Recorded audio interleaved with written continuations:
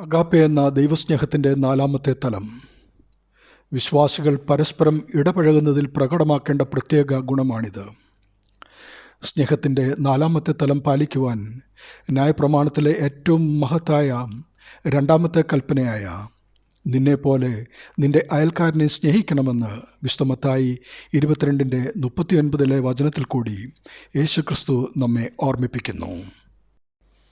വിശുദ്ധ യോഹന്നാൻ 13:34-35 തിരുവചനത്തിലും ഇത് ആവർത്തിക്കുന്നു.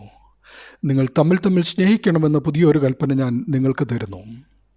ഞാൻ നിങ്ങളെ സ്നേഹിച്ചതുപോലെ നിങ്ങളും തമ്മിൽ സ്നേഹിക്കണം എന്ന് തന്നെ.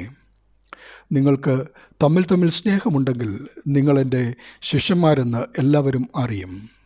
അതുപോലെ സ്നേഹിതന്മാർക്ക് വേണ്ടി ജീവനെ കൊടുക്കുന്നതിലും അധികമുള്ള സ്നേഹം ആർക്കുമില്ല എന്ന് വിശുദ്ധ യോഹന്നാൻ 15:13 ഓർമ്മിപ്പിക്കുന്നു.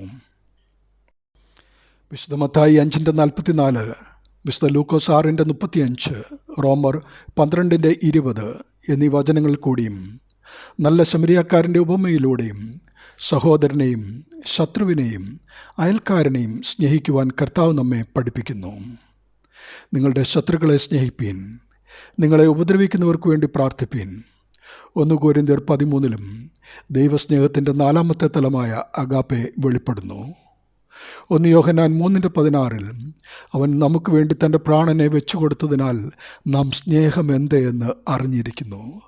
നാമും സഹോദരന്മാർക്ക് വേണ്ടി പ്രാണനെ വെച്ചുകൊടുക്കേണ്ടതാകുന്നു.